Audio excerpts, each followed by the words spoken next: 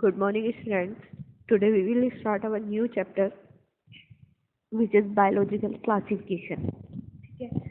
अब पीछे हम क्लासिफिकेशन के बारे में पढ़ चुके हैं कि क्लासिफिकेशन की ज़रूरत क्यों पड़ी, क्यों किया गया, वो क्लासिफिकेशन की कैटेगरीज कौन कौन सी होती हैं, टेक्सोनोमिक हायरार्की क्या है, किस तरह से एनिमल्स को, प्लांट्स को क्लासिफाई किया गया है, किस बेस पे किया गया है। अब हम बायोलॉजिकल क्लासिफिकेशन में ये पढ़ेंगे कि क्लासिफिकेशन शुरू कहाँ से हुआ, कैसे हुआ, किसने सबसे पहले क्लासिफिकेशन दिया, उसमें क्या क्या मॉडिफिकेशंस आए, ये सब हम इस चैप्टर में स्टडी करेंगे। ठीक है, लेट्स स्टार्ट। सबसे पहले अगर क्लासिफिकेशन की बात करें तो सबसे पहले अरिस्टोटल यानी अरस्तु थे, जिन्होंने क्लासिफिकेशन के लिए एक साइंटिफिक बेस दिया था। उन्होंने एक बेस दिया था कि किस किस बेसिस पे क्लास एनिमल्स को और प्लांट्स को क्लासिफाई किया जाना चाहिए। ठीक है, उसके बाद लिनियस आए, जिन्होंने टू किंगडम सिस्टम दिया, क्लासिफिकेशन का टू किंगडम सिस्टम दिया, यानी इन्होंने जितने भी ऑर्गेनिजम्स थे उनको दो कैटेगरीज में बांट दिया, प्लांट्स एंड एनिमल्स। इन्होंने दो ही किंगडम दिए थे, प्लांटिया एंड एनिमलिया। ठीक है, एनिमलिया में सारे एनिमल्स रखे गए, चाहे वो माइक्रो ऑर्गेनिजम्स थे या मैक्रो ऑर्गेनिजम्स थे, या बैक्टीरिया, वायरस, सारे जो ऑर्गेनिजम्स थे उनको एनिमल्स की कैटेगरी में रख दिया गया। और जितने भी प्लांट्स थे उनको उनकी आउटर अपियरेंस के बेस पे उनको प्लांट्स की कैटेगरी में रख दिया गया है। ठीक है, आफ्टर दैट एक साइंटिस्ट आए R.H. विटेकर, जिन्होंने 5 किंगडम क्लासिफिकेशन प्रपोज किया। ठीक है, उन्होंने 5 किंगडम दिए, Monera, Protista, Fungi, Plantae and Animalia. ठीक है, अब इस क्लासिफिकेशन के लिए उन्होंने जो मेन क्राइटेरिया यूज़ किया, यानी किस बेसिस पे उन्होंने ये क्लासिफिकेशन किया था, उसमें सबसे पहले उन्होंने सेल स्ट्रक्चर चूज़ की, यानी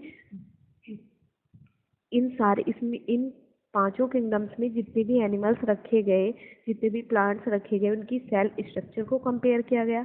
फिर उनका थैलस ऑर्गेनाइजेशन का मतलब है उनकी बॉडी का ऑर्गेनाइजेशन, क्योंकि कुछ प्लांट्स ऐसे होते हैं जिनकी कोई डेफिनेट स्ट्रक्चर नहीं होती, यानी जिनमें लीव्स, स्टेम, फ्लावर्स वगैरह नहीं होती, उनकी बॉडी की सिर्फ एक थैले जैसी स्ट्रक्चर होती है, जिसको हम थैलस कहते हैं। ठीक है, तो उनका थैलस ऑर्गेनाइजेशन देखा गया। दूसरा ये देखा गया कि उनका न्यूट्रिशन मोड कैसा है, यानी वो ऑटोट्रोफिक है, कीमो ऑटोट्रोफिक है, या फिर हेट्रोट्रोफिक है, या फिर उनका जो पैरासिटिक नेचर है या सेप्रोफाइटिक है नेचर में, ये सारी चीज़ें देखी गई। प्लस उनका फाइलोजेनेटिक रिलेशनशिप, यानी उनके एंसेस्टर एक दूसरे से कैसे बिलोंग करते हैं, ये सारे रिलेशनशिप देखे गए। और उसके बेस पे उन्होंने ऑर्गेनिजम्स को 5 किंगडम में डिवाइड किया। ठीक है, अब उन्होंने फंगई जो है एक हेट्रोट्रोफिक होता है। ठीक है, फंगई जो ऑर्गेनिज्म है ये हेट्रोट्रोफिक है, लेकिन इसको उन्होंने एक कॉमन ग्रुप में रख दिया था जो कि ग्रीन प्लांट्स का ग्रुप था। अब प्लांट्स ऑटोट्रोफिक होते हैं और जबकि फंगई जो है ये हेट्रोट्रोफिक है, तो इसको इस कैटेगरी में इन्वॉल्व नहीं किया जा सकता था। ठीक है, तो उसके बाद उन्होंने क्या, प्लस एक और चीज़ होती है कि जो फंगई है उसकी वॉल काइटिन की बनी होती है, यानी उसकी बॉडी की जो वॉल है वो काइटिन की बनी होती है, जबकि जो प्लांट्स होते हैं उनकी सेल वॉल जो है वो सेलुलोज की बनी होती है। ठीक है, ये भी एक डिफरेंस था। जब इन सारे कैरेक्टर्स को कंपेयर किया गया तो जो फंगई थी हमारी, उसको एक सेपरेट किंगडम में रख दिया गया और उस किंगडम का नाम फंगई रखा गया। ठीक है, और जितने भी हमारे प्रोकैरियोटिक ऑर्गेनिज्म थे उनको किंगडम मोनेरा में रखा गया, और जो यूनिसेलुलर यूकैरियोटिक ऑर्गेनिज्म थे उनको प्रोटिस्टा में रखा गया। ठीक है, अब आगे हम इन एक एक करके ही हम इन सारे जो हमारी ये किंगडम्स हैं, 5 किंगडम, इनके बारे में डिटेल में स्टडी करेंगे। ठीक है, सबसे पहले हम बात करेंगे किंगडम मोनेरा की। अगर मोनेरा की बात करें तो इसमें सारे बैक्टीरियाज को इन्वॉल्व किया गया है। बैक्टीरिया जो है ये इसके सोल मेंबर्स हैं, यानी मेन मेंबर्स जो हैं इसके बैक्टीरिया होते हैं, जिनमें से कुछ पैरासाइट्स भी हैं। बैक्टीरिया मेनली माइक्रो ऑर्गेनिजम्स होते हैं जो कि ऑलमोस्ट सभी जगह पे प्रेजेंट होते हैं। अब अगर आप सोइल की बात करें, आप एक मुट्ठी मिट्टी लेते हैं तो उसमें भी बहुत सारे ओवर 100 बैक्टीरिया प्रेजेंट होते हैं। ठीक है, अब बैक्टीरिया की हैबिटेट कैसा होता है, यानी इनके रहने की जगह कैसी होती है। ये हॉट स्प्रिंग्स में भी मिल सकते हैं, यानी गर्म पानी वाले जो झरने होते हैं, डेजर्ट में भी मिल सकते हैं, बर्फ में भी मिल सकते हैं और गहरे समुद्र में भी मिल सकते हैं, यानी ये हर उस जगह पे मिल सकते हैं जहाँ इनको सरवाइव करने के लिए प्रॉपर एनवायरनमेंट मिलता है। ठीक है, अब बैक्टीरिया जो है इनको इनकी शेप के बेस पे, बॉडी की शेप के बेस पे इनको 4 कैटेगरीज में डिवाइड किया गया है, जिसमें सबसे पहले आता है स्फेरिकल कैटेगरी, यानी ये बॉल शेप में होते हैं और इसमें कोकस को रखा गया है। फिर आता है रोड शेप्ड। रोड शेप में जो बैक्टीरिया आते हैं वो बैसिलस है, यानी इनकी शेप जो होती है वो एक रोड की तरह होती है, एक छड़ी की तरह होती है। फिर थर्ड आते हैं कोमा शेप्ड। कोमा शेप्ड में वाइब्रम को रखा गया है या वाइब्रियो भी इनको कहते हैं। कोमा शेप में इनकी जो स्ट्रक्चर होती है, इनकी जो शेप होती है वो कोमा की तरह होती है, जैसे कि आप इंग्लिश में कोमा यूज़ करते हैं। ठीक है, फिर आते हैं स्पाइरल। स्पाइरल में स्पिरिलियम को रखा जाता है, इनकी जो शेप होती है वो स्पाइरल की तरह होती है। ठीक है, आप यहाँ पे बैक्टीरिया की शेप देख सकते हो, ये हमारा स्फेरिकल बैक्टीरिया है। कोकई जो है ये हमारा स्फेरिकल बैक्टीरिया है। दूसरा बैसिलस जो है ये हमारा, बैसिलस जो होता है ये हमारा रोड शेप बैक्टीरिया में आता है। ठीक है, स्पायरोचीटीज। स्पायरोचीटीज जो आते हैं हमारे स्पाइरल बैक्टीरिया में आते हैं। स्पिरुलिना भी हमारा स्पाइरल बैक्टीरिया में आता है। और ये जो वाइब्रम है या वाइब्रोज है ये कोमा शेप बैक्टीरिया में आते हैं। ठीक है, आप देख सकते हैं इनकी स्ट्रक्चर। नेक्स्ट हम बात करेंगे, अब हमें एक एक करके स्टडी करनी है कि जो हमारा ये किंगडम मोनेरा है इसमें कौन कौन से बैक्टीरियाज को इन्वॉल्व किया गया है। ठीक है, सबसे पहले आते हैं आर्की बैक्टीरिया। आर्की बैक्टीरिया जो है ये स्पेशल बैक्टीरिया होते हैं जो कि मोस्टली साल्टी एरियाज में रहते हैं। उन साल्टी एरियाज को हैलोफाइल्स कहा जाता है। ठीक है, या फिर हॉट स्प्रिंग्स में रहते हैं, यानी जो गर्म पानी वाले झरने होते हैं, ऐसे बैक्टीरिया को थर्मो एसिडोफाइल्स कहा जाता है। ठीक है, और जो मार्शी एरिया में रहते हैं उनको मीथेनोजन्स कहा जाता है। ध्यान देना, जो हॉट स्प्रिंग में रहते हैं उनको थर्मो एसिडोफाइल्स कहा जाता है, जो साल्टी एरिया में यानी मरीन वाटर में रहते हैं उनको हेलोफाइल्स कहा जाता है, और जो मार्शी एरिया में रहते हैं यानी ऐसा एरिया जहाँ पे जो डंपिंग एरिया होता है, जहाँ पे सड़ा गला कूड़ा होता है या फिर काउ एनिमल्स का डंग होता है, एनिमल एक्सक्रीटा होता है, उस एरिया में जो रहते हैं उनको मीथेनोजन्स कहते हैं। मीथेनोजन्स जो होते हैं ये एनिमल्स जो रूमिनेंट एनिमल होते हैं, यानी जो चारा खाने वाले एनिमल्स होते हैं, उनकी गट में भी प्रेजेंट होता है। उनकी गट में, जैसे काऊ है, बफेलो है, इनकी गट में प्रेजेंट होता है, जिससे कि उनमें मीथेन का प्रोडक्शन करता है। मीथेन जो कि बायोगैस के लिए रेस्पॉन्सिबल होती है, और इसी वजह से एनिमल्स की जो डंग है, एनिमल्स का जो डंग होता है उसमें से बायोगैस का प्रोडक्शन होता है, क्योंकि उसमें मिथेनोजन्स प्रेजेंट होते हैं। ठीक है, नेक्स्ट हम बात करेंगे ट्रू बैक्टीरिया की। इनको ट्रू बैक्टीरिया कहते हैं क्योंकि इनकी सेल वॉल जो है बहुत बहुत ज़्यादा रिजिड होती है। ठीक है, वैसे तो ये नॉन मोटाइल होते हैं, अगर ये मोटाइल है तो इनमें फ्लैजिलम प्रेजेंट होता है, यानी थ्रेड लाइक स्ट्रक्चर प्रेजेंट होती है। इसमें कौन कौन से बैक्टीरिया आते हैं? साइनोबैक्टीरिया, जिसको हम नॉर्मल कॉमन लैंग्वेज में ब्लू ग्रीन एल्गी कहते हैं। साइनोबैक्टीरिया में क्लोरोफिल प्रेजेंट होता है। ठीक है, ये मैरीन क्लोरोफिल ए प्रेजेंट होता है इसमें मेनली, जैसे ग्रीन प्लांट्स में प्रेजेंट होता है, इसलिए इसको फोटोसिंथेटिक ऑटोट्रोफ कहा जाता है, यानी ये अपना खाना खुद बनाते हैं। ठीक है, दूसरा ये इनकी जो ये मैरीन एरिया में मिलते हैं या फिर टेरेस्ट्रियल एरिया में मिलते हैं। ठीक है, और ये जो है कॉलोनीज में रहते हैं, यानी एक जगह ग्रुप बना के रहते हैं, और इनका जो ग्रुप है वो एक जिलेटिन की बनी हुई एक शीट से कवर होता है, यानी इनका जो ग्रुप है, इनकी कॉलोनी जो होती है उसके ऊपर जिलेटिन का एक कवर होता है। ठीक है, और ये वाटर बॉडीज में ब्लूम प्रोड्यूस करते हैं। इनमें से कुछ ऑर्गेनिज्म ऐसे भी होते हैं जो कि जो हमारी एटमॉस्फेयर की नाइट्रोजन है उसको फिक्स करते हैं। ठीक है, उनको हम हेटेरोसिस्ट कहते हैं। कुछ ऑर्गेनिज्म ऐसे होते हैं जो कि अपनी सेल्स में एनवायरनमेंट के बैक्टीरिया को फिक्स कर लेते हैं, उनकी उन सेल्स को हेटेरोसिस्ट कहा जाता है, और ऐसे बैक्टीरिया जो होते हैं वो होते हैं नोस्टोक और एनाबेना। ये जो नोस्टोक और एनाबेना है इनमें कीमोसिंथेटिक ऑटोट्रॉफिक होता है, यानी ये अपना खाना खुद बनाते हैं। ठीक है, जो इनऑर्गेनिक सब्सटेंस होते हैं जैसे कि नाइट्रेट्स, नाइट्राइड्स और अमोनिया है, ये इनको ऑक्सीडाइज करते हैं और इनसे जो एनर्जी रिलीज होती है उसका उसका यूज़ ये एटीपी को प्रोड्यूस करने में करते हैं। दूसरा, हमारे जो एनवायरनमेंट में नाइट्रोजन, फास्फोरस, आयरन और सल्फर होते हैं, इनकी रिसाइकलिंग में भी इनका बहुत बड़ा रोल होता है। ठीक है। नेक्स्ट है हेटरोट्रोफिक बैक्टीरिया। हेटरोट्रोफिक यानी जो अपने खाने के लिए दूसरों पे डिपेंड रहते हैं। ये मेनली डिकम्पोजर्स होते हैं, यानी जो कि सड़ी गली चीज़ों को डिकम्पोज करते हैं। इनमें से कुछ का जो है ह्यूमन की लाइफ में भी बहुत बड़ा रोल होता है, जैसे कि दही, दूध से जो दही बनती है उसमें भी बैक्टीरियाज का रोल होता है। ठीक है। एंटीबायोटिक के प्रोडक्शन में भी बैक्टीरियाज का रोल होता है। दूसरा, जो लेग्यूमिनस प्लांट्स हैं उनकी रूट्स में जो नाइट्रोजन का फिक्सेशन करते हैं उसमें भी बैक्टीरियाज का ही रोल होता है। ठीक है। अब बैक्टीरिया में जो रिप्रोडक्शन होता है वो मेनली फिजन से होता है और स्पोर फॉर्मेशन से। फिजन यानी इनकी जो बॉडी है वो दो पार्ट में डिवाइड हो जाती है। ठीक है। स्पोर फॉर्मेशन जैसे कि हमारा ये स्पोर्स बनाते हैं, यानी स्पोर्स का फॉर्मेशन करते हैं। स्पोर एक तरह से सीड लाइक स्ट्रक्चर होती है। अब कुछ बैक्टीरिया जो है पैथोजेंस भी होते हैं जिनकी वजह से कुछ डिजीज होती है, जैसे टाइफाइड है, टेटनस है, कोलेरा। ये सारी डिजीज जो है ये भी बैक्टीरिया की वजह से ही फैलते हैं। ठीक है। अब आगे हम बात करेंगे माइकोप्लाज्मा की। माइकोप्लाज्मा वो ऑर्गेनिज्म होते हैं जिनमें सेल वॉल एब्सेंट होती है। ठीक है। ये बहुत छोटे होते हैं, बहुत छोटी सेल्स होती हैं और ये बिना ऑक्सीजन के भी रह सकती है। बहुत सारी जो माइकोप्लाज्मा है वो एनिमल और प्लांट्स दोनों के लिए पैथोजेनिक होते हैं। पैथोजेनिक यानी वो एनिमल और प्लांट्स दोनों में ही कुछ ना कुछ बीमारी प्रोड्यूस, कुछ ना कुछ डिजीज क्रिएट करते हैं। ठीक है। नेक्स्ट हम बात करेंगे किंगडम प्रोटिस्टा की। ये जो प्रोटिस्टा किंगडम है इसमें सिंगल सेल यूकैरियोट्स को रखा गया है, यानी जिनकी बॉडी जो है सिर्फ एक सेल से मिलकर बनी होती है। लेकिन इस किंगडम की बाउंड्रीज जो है वो डिफाइन नहीं की गई हैं कि इनमें कौन से एनिमल्स को आना है, कौन से एनिमल्स को नहीं आना है। इसकी कोई बाउंड्री डिसाइड नहीं है। ठीक है।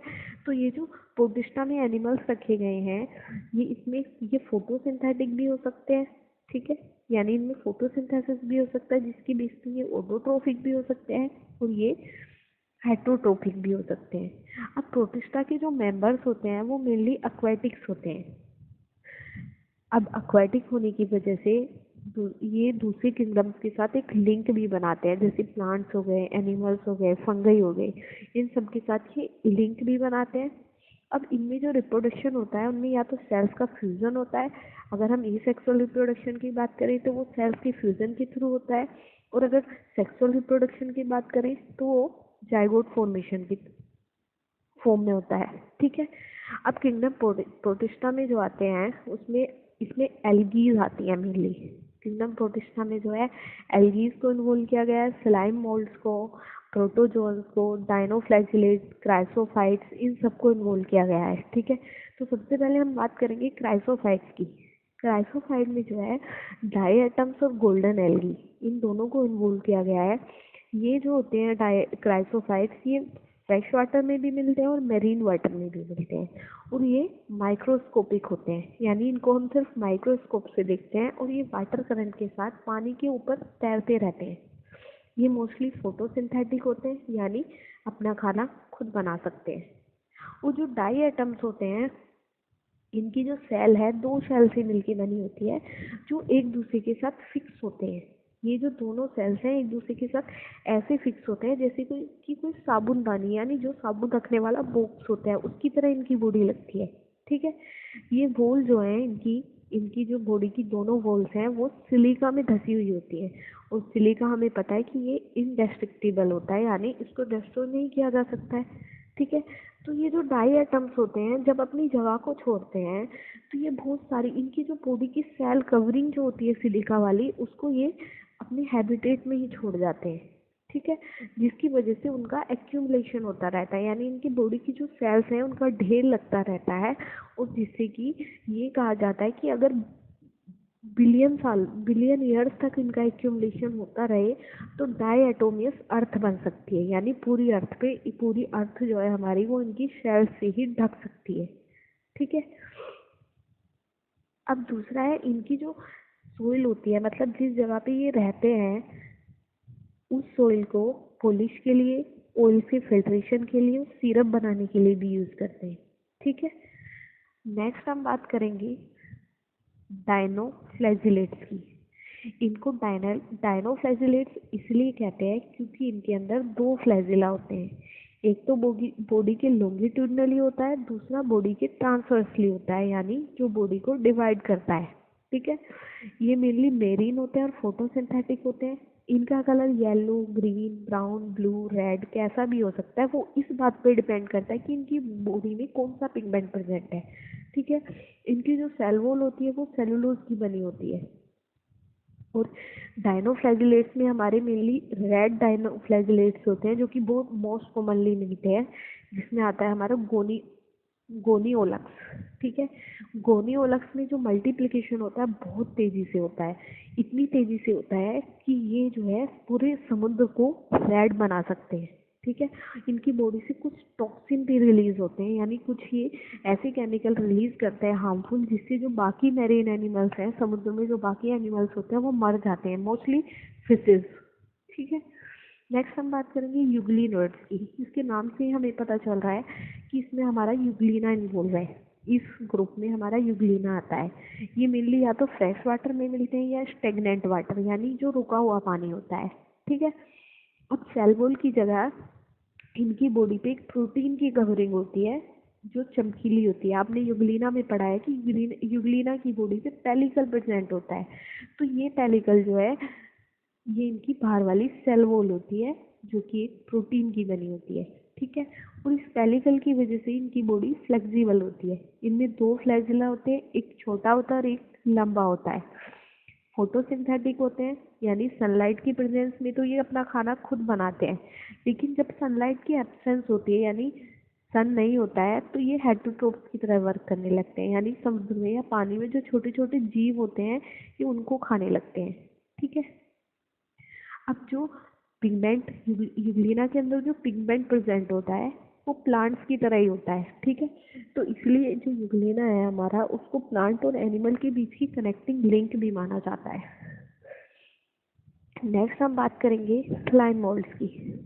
स्लाइम मोल्ड्स जो है ये सेप्रोफाइटिक होते हैं। सेप्रोफाइटिक यानी ये जो सड़ी गली हुई चीजें होती हैं ये उन पे फीड करते हैं।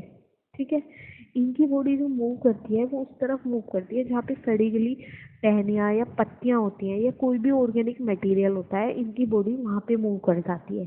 ठीक है, अब ये जो है अगर इनको कंडीशन सूटेबल मिलती है, यानी टेम्परेचर इनको कंप्लीट टेम्परेचर मिलता है जितना इनकी बॉडी के लिए सूटेबल है, तो ये अपना एक ग्रुप बना लेते हैं जिसको प्लाज्मोडियम कहते हैं। ठीक है, वो प्लाज्मोडियम जो है बहुत कई फीट की दूरी तक फैल सकता है।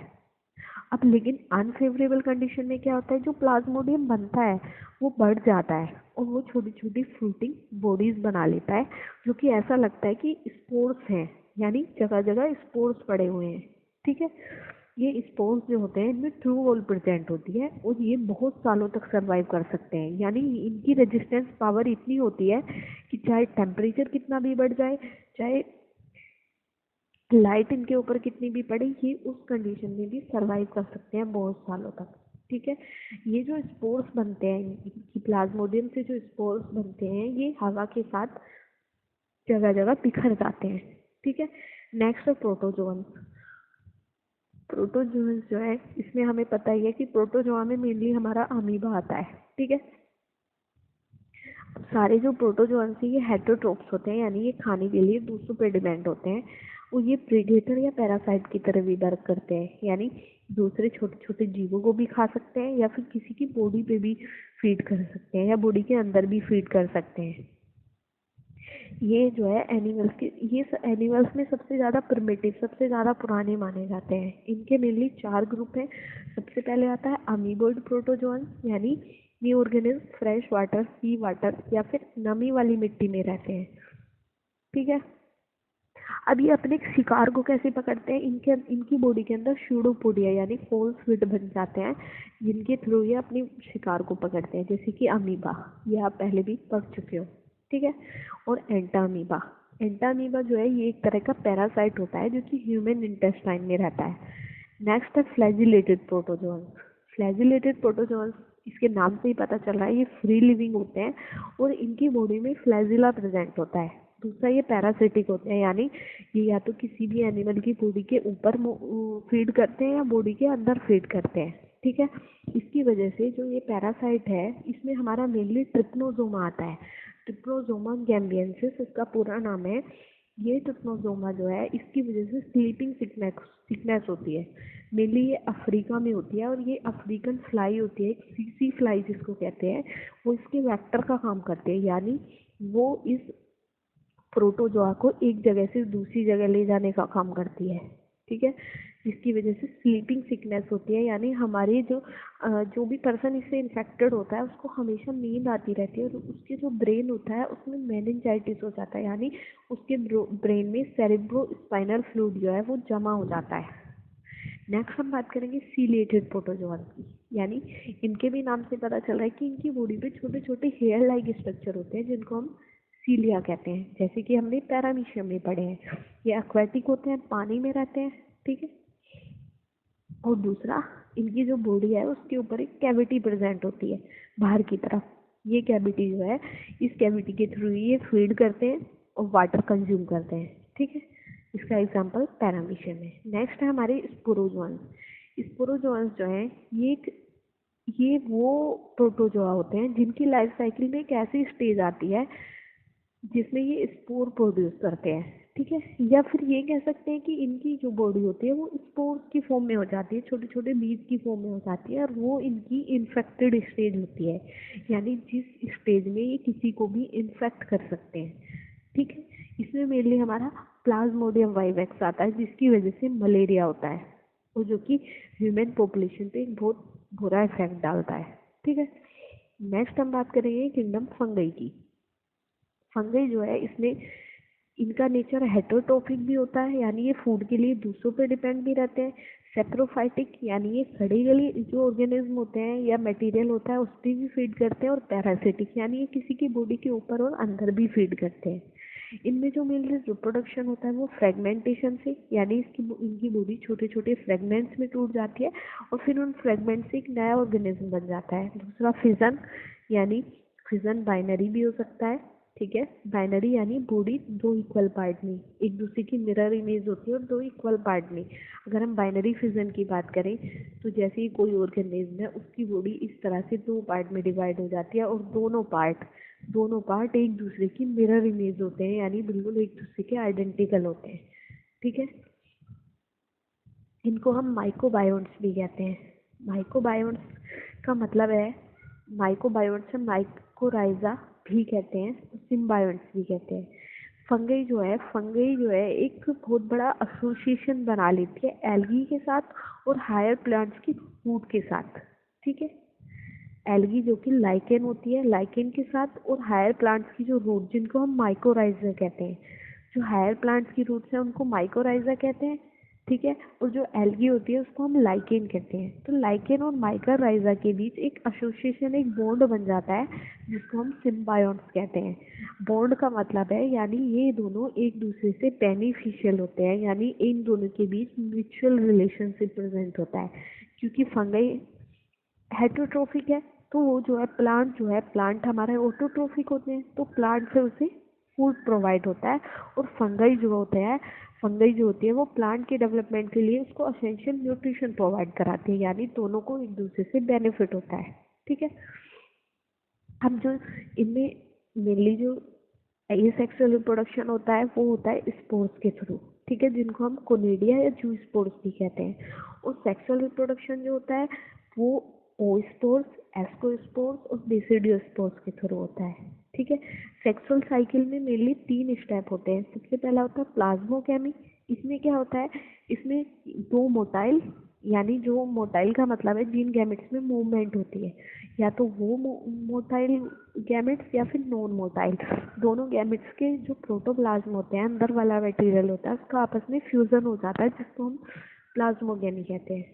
ठीक है, फिर होती है कैरियोगेमी। कैरियोगेमी में क्या होता है, जो न्यूक्लियस होते हैं, दो गैमेट्स के जो न्यूक्लियस होते हैं उनका आपस में फ्यूजन हो जाता है, जिसको कैरियोगेमी कहते हैं। फिर उसके बाद मियोसिस होता है, यानी क्रोमोसोम जो है वो हाफ, एक सेल जो है 2 सेल में डिवाइड होते हैं और उनमें क्रोमोसोम नंबर भी डिवाइड हो जाते हैं, हाफ हाफ हो जाते हैं, जिसकी वजह से जाइगोट बनता है।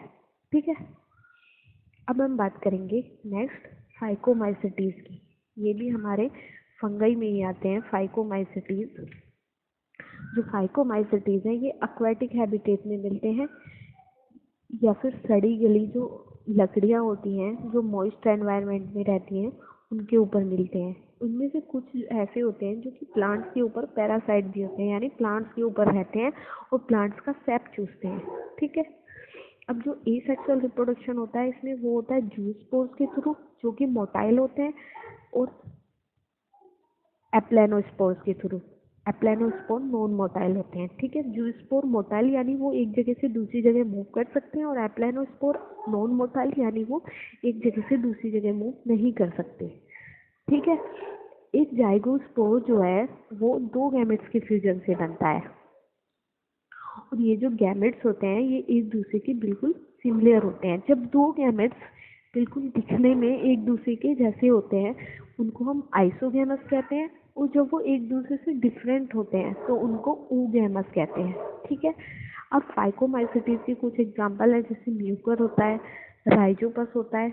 म्यूकर, राइजोपस, राइजोपस जो कि ब्रेड पे मोल्ड लग जाती है, जब भी आप ब्रेड को रख देते हो तो उसके ऊपर फंगस आ जाती है, जिसको हम राइजोपस कहते हैं। और एल्ब्यूगो, एल्ब्यूगो जो है ये पैरासिटिक फंगई होती है, जो कि हमारी मेनली सरसों के प्लांट पे आती है। ठीक है, ये आप देख सकते हो, ये म्यूकर है, ये एक जाल जैसी स्ट्रक्चर बना लेती है। ठीक है, ये राइजोपस है, और ये हमारा एल्ब्यूगो है। ये तीनों की स्ट्रक्चर है। नेक्स्ट हम बात करेंगे एस्कोमाइसिटीज की। एस्कोमाइसिटीज को मेनली सैक फंगई कहते हैं। ठीक है, ये यूनिसेलुलर होती है, और इसमें हमारी मेनली आती है यीस्ट। ये सेप्रोफाइटिक होते हैं और डिकम्पोजर भी होते हैं, यानी ये सड़ी गली जो हमारा ऑर्गेनिज्म होता है उन पे फीड करते हैं। ठीक है, इनमें जो एसेक्सुअल रिप्रोडक्शन होता है वो स्पोर्स के थ्रू होता है, जिनको हम कोनिडिया कहते हैं, और सेक्सुअल रिप्रोडक्शन जो होता है वो एस्कोस्पोर्स के थ्रू होता है। ठीक है, इसमें एग्जांपल है मेरे लिए हमारा एस्परजिलस एंड न्यूरोस्पोरा। इसमें मेनली 2 फंगई आती हैं। ठीक है, नेक्स्ट है हमारा बेसिडियोमाइसिटीज। बेसिडियोमाइसिटीज जो हैं इनको कॉमनली हम मशरूम्स कहते हैं, या फिर पफ बॉल्स भी कहते हैं। ये मेनली या तो मिट्टी में ग्रो करती हैं, या फिर जो लकड़ी के लट्ठे पड़े रहते हैं उन पे, या फिर जो बड़े बड़े पेड़ होते हैं उनके तनों में निकल आते हैं। ठीक है, क्योंकि ये प्लांट बॉडीज में पैरासाइट की तरह वर्क करती हैं, यानी प्लांट्स के से न्यूट्रिशन लेती हैं। इसका एग्जांपल है मेनली रस्ट और स्मट। ठीक है, बेसिडियोमाइसिटीज जो है इनमें एसेक्सुअल रिप्रोडक्शन एब्सेंट होता है। इसमें आता है हमारे मेनली एगेरिकस, यूस्टिलेगो और पिकीनिया। ठीक है, नेक्स्ट है हमारे ड्यूट्रोमाइसिटीज। ये इम्परफेक्ट फंगई है। इम्परफेक्ट फंगई इसलिए क्योंकि इसका सिर्फ वेजिटेटिव फेज ही पता है, जबकि इस फंगई की इसका सिर्फ वेजिटेटिव फेज ही डिस्कवर हो पाया था। जब इसका सेक्सुअल फेज डिस्कवर हुआ कि इसमें सेक्सुअल रिप्रोडक्शन कैसे होता है, तब तक इस फंगई को किसी दूसरी क्लास में मूव कर दिया गया था। ठीक है, इसलिए इसको इम्परफेक्ट फंगई कहते हैं। इसमें हमारा मेनली रिप्रोडक्शन जो होता है एसेक्सुअल होता है, जो कि कोनिडिया के थ्रू होता है। इसमें आता है हमारा अल्टरनेरिया, कोलेटोट्राइकम एंड ट्राइकोडर्मा। ठीक है, नेक्स्ट किंगडम की बात करेंगे, जो कि हमारा किंगडम प्लांटी है। इसके नाम से ही पता चल रहा है इसमें सारे प्लांट्स इन्वॉल्व होते हैं, या फिर हम कह सकते हैं कि सारे यूकैरियोट्स इन्वॉल्व होते हैं, जिनमें हमारा क्लोरोफिल प्रेजेंट होता है, यानी जो फोटोसिंथेटिक होते हैं। ठीक है, लेकिन इनमें से कुछ मेंबर ऐसे भी होते हैं जो कि हेटरोट्रोफिक या इंसेक्टिवोरस होते हैं। हेटरोट्रोफिक मीन से वो अपना खाना खुद नहीं बनाते हैं। इसमें हमारे मेनली इंसेक्टिवोरस प्लांट्स आते हैं, जो कि इंसेक्ट्स को खाते हैं। ठीक है, जैसे ब्लैडर वोल्ट और वीनस फ्लाई ट्रैप, ये दोनों हमारे इंसेक्टिवोरस प्लांट के एग्जाम्पल हैं। और एक होता है हमारा कस्कुटा। कस्कुटा जो है ये पैरासाइट है। इसको पैरासाइट क्यों कहते हैं? कस्कोटा जो है ये एक छोटी सी अमर बेल की तरह होता है। जो कस्कोटा है, ये जो आपने देखा होगा जो बड़े बड़े प्लांट्स होते हैं उन पे बेल चढ़ी हुई रहती है, उसको हम कस्कोटा कहते हैं। ये पैरासिटिक इसलिए होती है क्योंकि ये जो बड़े बड़े प्लांट्स हैं उनकी जड़ों से न्यूट्रिशन लेती है, प्लस इसको ग्रो करने के लिए सपोर्ट की ज़रूरत होती है जो कि इसको प्लांट से मिलती है। ठीक है। अब अगर हम प्लांट्स की लाइफ साइकिल की बात करें तो लाइफ साइकिल 2 फेज में होती है। एक तो स्पोरोफाइटिक फेज और एक गैमेटोफाइटिक फेज। ठीक है। स्पोरोफाइटिक फेज जो होता है ये डिप्लॉयड होती है, यानी इसमें क्रोमोसोम नंबर कंप्लीट होता है। ठीक है। और गैमेटोफाइटिक फेज जो होती है इसमें क्रोमोसोम नंबर आधे हो जाते हैं। ठीक है। अब जो प्लांट्स होते हैं उनमें मेनली अल्टरनेशन ऑफ जनरेशन होता है। अल्टरनेशन ऑफ जनरेशन का मतलब है उनकी जो लाइफ साइकिल है उनमें पहले स्पोरोफाइटिक फेज आती है, फिर गैमेटोफाइटिक फेज आती है। ये साइकिल इस तरह से ही चलती रहती है, यानी एक जनरेशन जो है एक दूसरे से चेंज होती रहती है, इसलिए इस टर्म को अल्टरनेशन ऑफ जनरेशन कहा जाता है। ठीक है। नेक्स्ट हम बात करेंगे किंगडम एनिमलिया की। किंगडम एनिमलिया में वो सारे यूकैरियोटिक ऑर्गेनिज्म आते हैं जो हेटरोट्रॉफिक होते हैं, यानी अपना खाना खुद नहीं बना सकते, प्लस ये मल्टी सेलुलर होते हैं और इनमें सेल वॉल एब्सेंट होती है। इनमें सेल वॉल की जगह प्लाज्मा मेम्ब्रेन प्रेजेंट होती है। ये डायरेक्टली या इनडायरेक्टली अपने फूड के लिए प्लांट्स पे डिपेंड होते हैं, और ये अपना फूड जो है एक इंटरनल कैविटी में डाइजेस्ट करते हैं, और जो फूड है इनकी बॉडी में वो फैट की फॉर्म में रिजर्व हो जाता है। मोड ऑफ न्यूट्रिशन जो है वो होलोजोइक होता है, जो आप पहले पढ़ चुके हैं, जो कि 5 स्टेप में कंप्लीट होता है। ठीक है। होलोजोइक न्यूट्रिशन के बारे में हम सभी को पता है, ये मेनली ह्यूमन में होता है, यानी एनिमल्स में होता है, और अमीबा में होता है, जिसमें हमारे 5 स्टेप इन्वॉल्व हैं। इंजेशन यानी फूड को अंदर लेना, डाइजेशन यानी फूड का ब्रेक डाउन होना, फिर आता है हमारा एब्जॉर्प्शन यानी फूड का स्मॉल इंटेस्टाइन में जाके एब्जॉर्ब होना, एसिमिलेशन जब फूड ऑक्सीजन के साथ मिलकर एनर्जी में टूट जाता है, प्लस इजेशन यानी जो वेस्ट होता है वो हमारी बॉडी से बाहर निकलता है। ये 5 स्टेप जिस न्यूट्रिशन में इन्वॉल्व होते हैं उसको होलोजोइक न्यूट्रिशन कहते हैं। ठीक है। अब नेक्स्ट हम बात करेंगे, अब इनमें एक चीज हो रह गई कि इनमें जो सेक्सुअल रिप्रोडक्शन होता है वो मेल और फीमेल के कोपुलेशन से होता है। ठीक है। नेक्स्ट हम बात करेंगे वायरसेस की, वायरोइड्स की और लाइकेन्स की। ठीक है। तो सबसे पहले अगर वायरसेस की बात करें तो ये नॉन सेलुलर ऑर्गेनिज्म होते हैं, या हम कह सकते हैं कि इनको लिविंग और नॉन लिविंग के बीच का कनेक्टिव लिंक भी माना जाता है, क्योंकि वायरस को अगर कोई सोर्स नहीं मिलता है, यानी वो किसी लिविंग बॉडी से बाहर पड़ा है, तो वो नॉन लिविंग होता है। ठीक है। और जैसे ही उसको कोई लिविंग बॉडी मिल जाती है, कोई टारगेट ऑर्गेनिज्म मिल जाता है, तो वो फिर से लिविंग हो जाता है। ठीक है। अब वायरस नेम जो दिया गया था इसको सबसे पहले पास्टर डीजे आइवानोवस्की ने दिया था। ठीक है। आइवानोवस्की पहले साइंटिस्ट थे जिन्होंने वायरसेस को डिस्कवर किया था। उसके बाद एम.डब्ल्यू. बीजेरेनिक आए। एम.डब्ल्यू. बीजेरेनिक इन्होंने क्या किया कि टोबैको की इन्फेक्टेड लीव्स जो थी, टोबैको इन्होंने देखा कि टोबैको प्लांट में कुछ लीव्स जो थी वो मुरझाई हुई थी और वो सिकुड़ी हुई थी। ठीक है। तो उन्होंने इन लीव्स का एक्सट्रैक्ट लिया, उन लीव्स को इकट्ठा किया और फिर उसको माइक्रोस्कोप में स्टडी किया, जिसमें कि एक वायरस निकला। ठीक है। उसके बाद WM और उस वायरस को इन्होंने टोबैको मोज़ाइक वायरस नाम दिया। ठीक है। उसके बाद WM स्टैनले आए जिन्होंने वायरसेस की क्रिस्टलाइन फॉर्म बताई। उन्होंने ये भी बताया कि वायरस के अंदर सिर्फ एक ही जेनेटिक मटेरियल होता है, या तो DNA हो सकता है या फिर RNA हो सकता है। ठीक है। और वायरस जो है अपनी स्पेसिफिक होस्ट सेल से बाहर नॉन लिविंग होता है। उसके बाद वायरस की बॉडी जो है एक न्यूक्लियो प्रोटीन की बनी होती है, और इसका जो जेनेटिक मटेरियल होता है वायरस का वो इन्फेक्शन क्रिएट करता है। ठीक है। वायरस के अंदर मेनली सिंगल स्ट्रैंडेड RNA होता है, या फिर डबल स्ट्रैंडेड RNA भी हो सकता है, या डबल स्ट्रैंडेड DNA भी हो सकता है उन वायरसेस में जो कि एनिमल्स को इन्फेक्ट करते हैं। ठीक है। मेनली जो बैक्टीरियल वायरसेस होते हैं जिनको हम बैक्टीरियोफेजेस भी कहते हैं, वो वायरस जो कि बैक्टीरिया को इन्फेक्ट करते हैं उनमें मेनली डबल स्ट्रैंडेड DNA होता है। ठीक है। इनकी बॉडी के ऊपर एक प्रोटीन की कोट बनी हुई होती है, प्रोटीन की कवरिंग होती है जिसको हम कैप्सिड कहते हैं, और ये कैप्सिड जो है ये छोटी छोटी यूनिट से बनी होती है, जिनको हम कैप्सोमेयर्स कहते हैं। जैसे कि आप इसमें देख सकते हो, ये पूरा जो है इसको, इसकी जो पूरी यूनिट है, ये पूरी यूनिट जो है इसको हम कैप्सिड कहते हैं। ठीक है, ये कैप्सिड छोटी छोटी, ये छोटी छोटी पत्ती जैसी यूनिट जो है इनसे मिलके बनी है, जिनको हम कैप्सोमेयर कहते हैं। और ये यूनिट जो होता है, ये जो होती है, ये प्रोटीन की सब यूनिट होती है। ठीक है, इनके ऊपर डीएनए या आरएनए का हेलिक्स प्रेजेंट होता है, जिसका डायमीटर 80 एंगस्ट्रॉम होता है। और सेंटर में जो इसका डायमीटर होता है, जो इसका सेंटर ल्यूमेन है, यानी सेंटर में जो कैविटी प्रेजेंट होती है, उसका डायमीटर 20 एंगस्ट्रॉम होता है। ठीक है, और कभी कभी क्या होता है, ये कैप्सोमेयर एक हेलिकल फॉर्म में भी अरेंज होते हैं, जैसे कि आप इसमें देख सकते हो बैक्टीरियोफेज में। बैक्टीरियोफेज में आप यहाँ देख सकते हो कि ये इस तरह से हेलिकल फॉर्म में, ये प्लेट्स की फॉर्म में अरेंज है। ठीक है,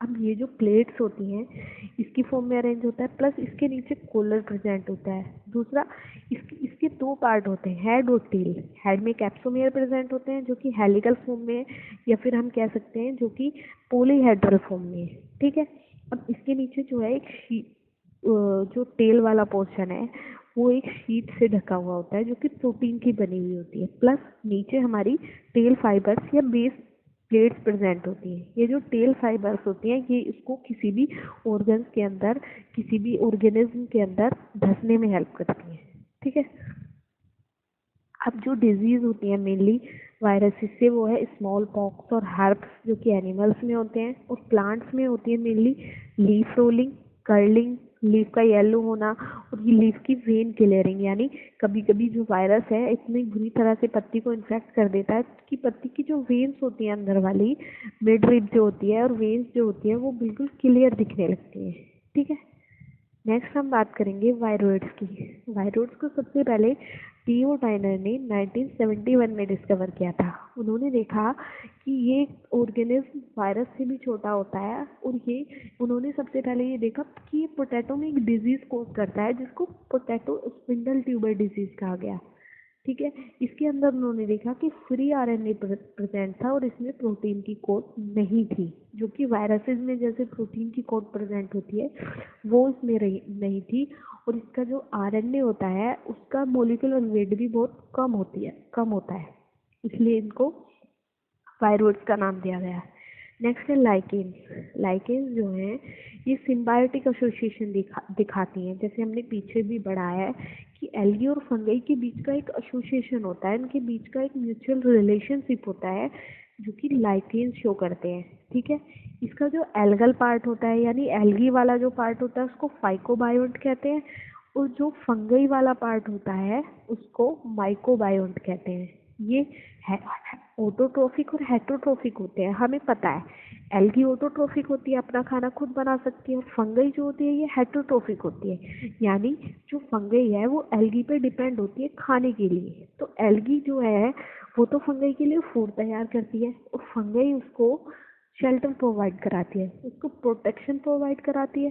ठीक है, और जो पानी होता है उससे जितने भी जरूरी न्यूट्रिएंट्स हैं उन सबको एब्जॉर्ब करके अपने पार्टनर को प्रोवाइड कराती है, यानी एल्गी को प्रोवाइड कराती है।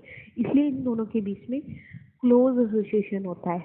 इसलिए देखा गया है कि लाइकेन जो है नेचर में बहुत ज़्यादा, कह सकते हैं आप, ट्रांसपेरेंट होते हैं।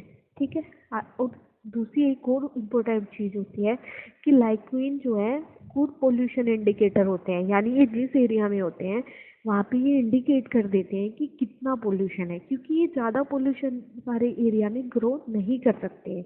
अगर किसी एरिया में ज़्यादा पोल्यूशन हो जाता है तो ये उस एरिया से लाइकेन्स जो है वो ख़त्म हो जाते हैं। ठीक है, so your chapter has been complete. Thank you.